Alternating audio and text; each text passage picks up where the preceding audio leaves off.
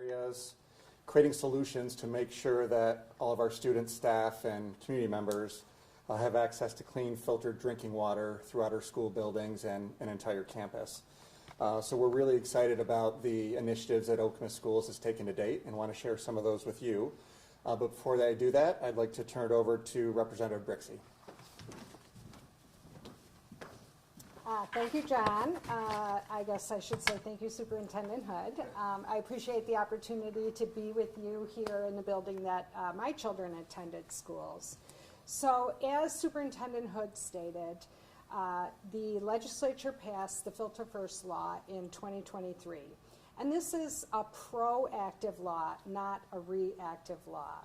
And it requires all schools and child care centers in Michigan to develop a drinking water management plan, to install lead filters on all fixtures that are used for human consumption. And it also requires districts to conduct regular testing of those fixtures. This law provides the strongest protections in the nation for drinking water in schools and child care centers, and that's a positive thing. The initial framework of the legislation was based on model legislation from the Natural Resources Defense Council, and the state is making funding available to school districts to help fund the implementation and installation of the filtered bottle fill water coolers, the point-of-use faucet filters for maintenance and for water testing. So, schools are a variety of ages, and depending on the ages of the buildings and the fixtures in them, they need different things to become compliant. Districts and child care centers have until the end of the 2025-26 school year to implement these requirements. And part of the Michigan Drinking Water Management Plan that schools and child care centers are required to implement will include routine flushing and maintenance of filters and aerators. So flushing lines is really important in buildings that are unoccupied for periods of times, like schools. For instance, over weekends and school breaks, water is sitting in pipes stagnant, and that reduces the effectiveness of corrosion control that is provided by Meridian Township and the Elmsall Water Plant. And so when that occurs, that stagnation is the time that the lead can leach into the water. So I know that Okemos Schools is working hard to really be a leader in implementing this, and I think we're going to hear a little bit more about the specifics of that. But the other thing that I wanted to point out to folks at home is that the primary source of lead poisoning in children is paint and paint dust, which is typically found in older homes. And the state of Michigan is dedicated to keeping families safe from lead hazards. And eligible households can apply to the new Lead Safe Home program, which offers assistance for inspection for lead and abatement of lead if lead is found. And all Michigan residents are encouraged to submit an application, especially if your home was built before 1978. So MDHHS has a website, and you can find information on that at michigan.gov, MyLeadSafe. Thank you, John. Okay. Thank you, Representative Brixey. And just to share a little update on how Okemos is trying to be a leader in this space is we've completed all of our water testing across our school buildings as of this week and have shared all those results with our building staffs and our communities and our families. The district's created a pretty comprehensive website that captures all of our data back to 2016. So it's there for anyone to look at and see, drilled down to the actual lab report and building location. And that website is opsenvironmental.net. And that's a real focus of being transparent. We know when it comes to lead and comes to the safety of students that money is not going to be an obstacle for us here in Okemos. We know there's some grant funds from the state that we hope to utilize, but doing what's right to keep kids and our staff and our community safe is really, and to be transparent and maintaining that trust is really what's at the forefront of driving our leadership in this area. As Representative Brixey said, there's 2 years to implement this legislation, and Okemos hopes to have a plan in place once the initial guidance is finalized and how districts can implement the law. We hope to maybe have it in place as early as June of this year, some 2 years before the law might require. And that's a point of pride for us, and thanks go out to Director Lieber and the operations team, Eagle, our partners at Eagle, partners at ERG, Ingham County Health Department, and more. Our hope too is to be a resource for other districts, because we know we may be on the front end, and we have a lot of lessons that we've learned through the process that we'd love to share with other districts as they kind of come and join us in this space to maintain the trust and transparency with their communities and to come up with a really good plan so Michigan, the whole state of Michigan, can be a leader in this space. So right now, currently in our buildings, our students and staff are only drinking water out of filtered stations, and we have filtered like bottle fillers with indicator lights on them, and in some areas we've supplemented with bottled water coolers right now.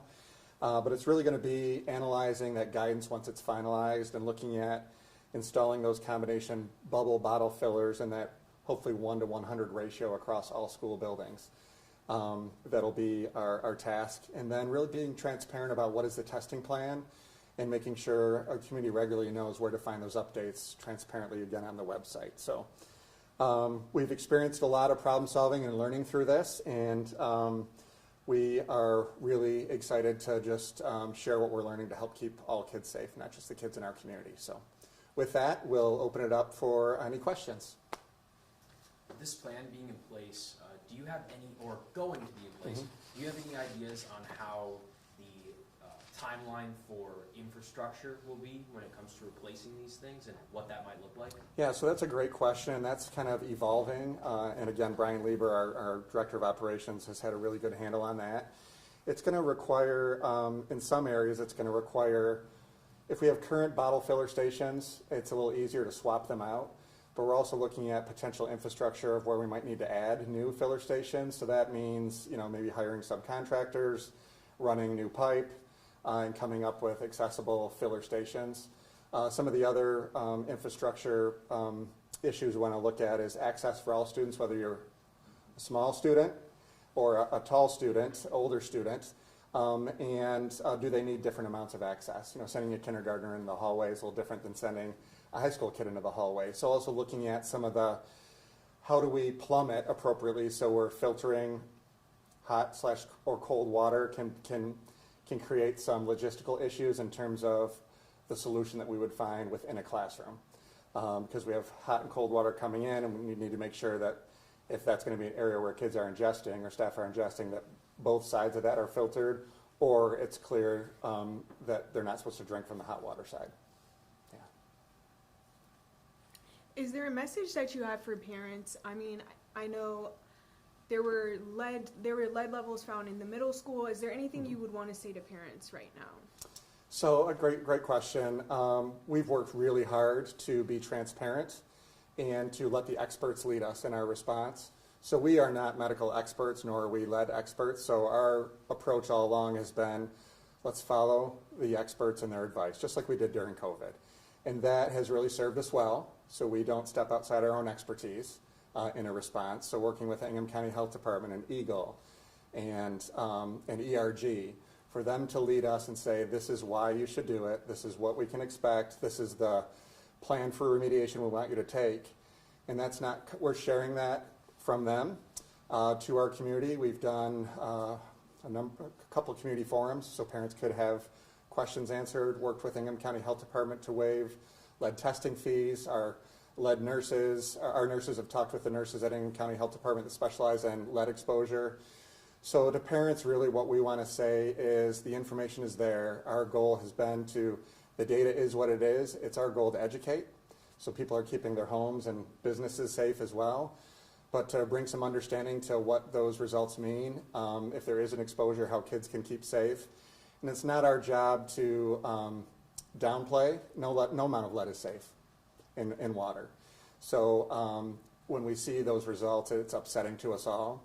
So to really provide the space to hear those concerns and then to share how we're having the experts frame what those results mean, how we're having medical testing available, and our proactive plan to show exactly what all the data is wherever we've tested back to 2016, I think is the message I want them to hear, that we're here to partner with you.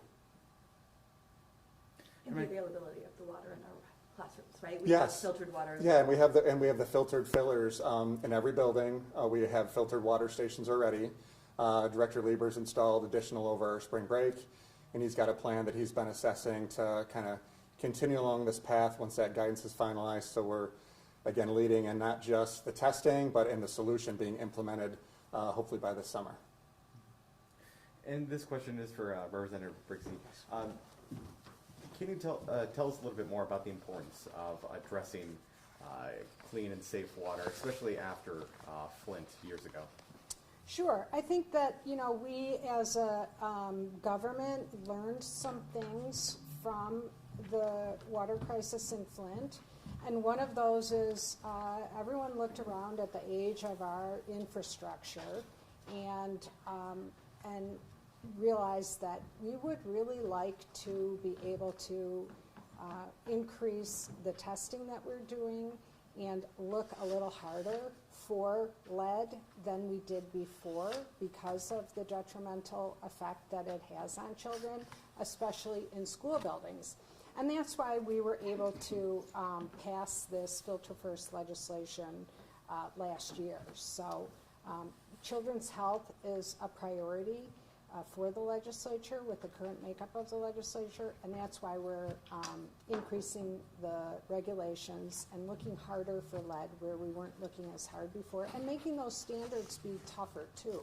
So when you make a lead standard tougher, that means you're going to be finding it above those levels because you've reduced the acceptable amount or the allowable amount. But I really want to emphasize that the primary conduit for children getting lead poisoned is paint, and that people should not forget that and make sure that you're testing your homes and making sure that your homes are safe, because lead paint remains the largest cause of lead poisoning in children here in Michigan. Pause for just a second, Heather. Let you get set up and get your microphone in place.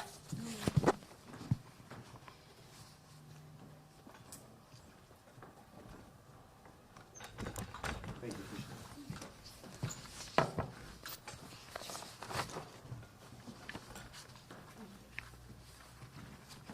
Just give us the thumbs up when you're ready. Thanks.